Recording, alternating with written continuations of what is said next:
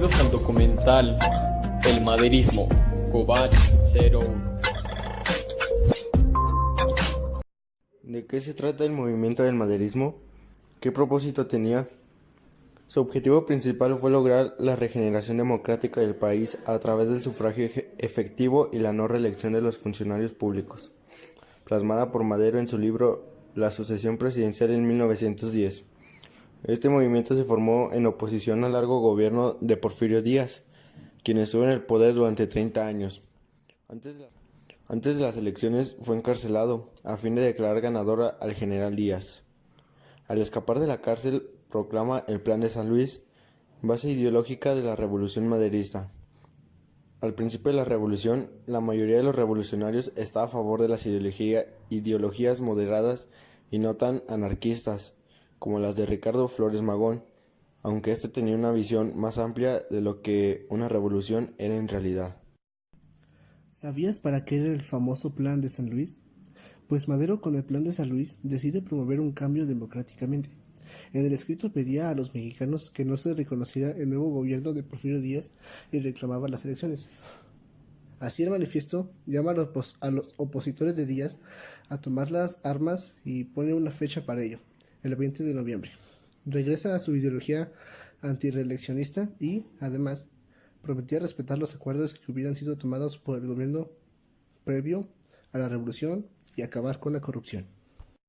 ¿Qué pasó después de la caída de Díaz? Tras la caída de Díaz se organizó un gobierno de transición.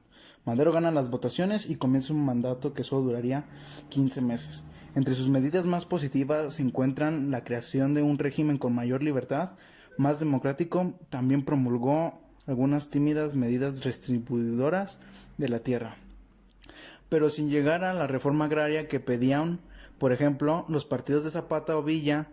Los movimientos partidarios de la reforma agraria fueron los primeros que se levantaron en su contra. Luego los pocos simpatizantes de Porfirio estaban atrapados entre estos. ¿Sabes qué fue la escena trágica? Fueron 10 días de levantamiento armado que terminaron con una maniobra en la que participó un ministro de Madero. En cualquier caso, Huerta accede a la presidencia del país, acabando con el maderismo. Unos días después, el día 22 de febrero, Madero y su vicepresidencia son asesinados, a pesar de la promesa de Huerta de dejarlos marchar. ¿Sabes cuáles fueron las consecuencias de este movimiento? La principal consecuencia del maderismo fue el comienzo de la revolución. Tras la caída de Díaz y el fracaso del reconciliador de Madero, el país desembocó en una serie de levantamientos, rebeliones, golpes y contragolpes que durarían 10 años. Sin embargo, algunas ideas de Madero acabaron por imponerse en una sociedad mexicana. Un ejemplo de esto es la no reelección de los cargos. ¿Sabías quién fue Porfirio Díaz? En 1867 protagonizó una brillante acción militar en Puebla, avanzó hacia la capital de la República y la tomó el 2 de abril de 1867. Porfirio Díaz lanzó el llamado Plan de la Noria, en el que se pronunciaba contra el reeleccionismo y el poder personal y a favor de la Constitución de 1857. Tras la muerte de Juárez, la presidencia recayó en Sebastián Lerdo de Tejada. Porfirio Díaz presentó de nuevo su candidatura a la presidencia y salió elegido. 3 años más tarde promovió una enmienda que fue aprobada por el Congreso al artículo 78 de la Constitución, la cual le acreditaba para una nueva reelección en 1890. Promulgó una nueva reforma de dicho artículo para hacer posible la reelección indefinida, lo que le permitió permanecer en el poder hasta 1911. ¿Cuál fue la vida de Madero? Francisco Ignacio Madero nació en el estado de Coahuila el 30 de octubre de 1873. En 1903 y el año siguiente se funda el Partido Democrático Independiente, que se oponía a la reelección del gobernador de Coahuila, Miguel Cárdenas. En 1905 tuvo contacto con el gobernador, la junta organizadora del Partido Liberal Mexicano, a la cual apoyó económicamente para la reanudación de la edición del periódico Regeneración. En 1909 fundó el Partido Nacional Antirreeleccionista, opuesto a un Porfirio Díaz que ocupó la presidencia de la nación desde 1877.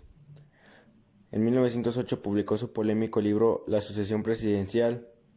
En 1910, en el que expuso las principales cuestiones políticas que inquietaban al país, el cual tuvo mucho éxito. Madero fue encarcelado por orden del gobierno de San Luis Potosí, bajo los cargos de conato de rebelión y ultraje a las autoridades. El 20 de noviembre de 1910 decidió iniciar la Revolución Mexicana en Piedras Negras, Coahuila. ¿Qué hizo Venustiano Carranza? Nació el 29 de diciembre de 1859. En 1887 fue elegido presidente municipal de su ciudad natal y comenzó en su participación en la vida política de México. En 1908 se unió a Francisco Ignacio Madero para derrocar a Porfirio Díaz. Cuando Madero fue asesinado, Carranza desarrolló el Plan de Guadalupe y formó el Ejército Constitucionalista. En julio de 1914, Huerta renunció a la presidencia y Carranza entró victoriosamente a la Ciudad de México.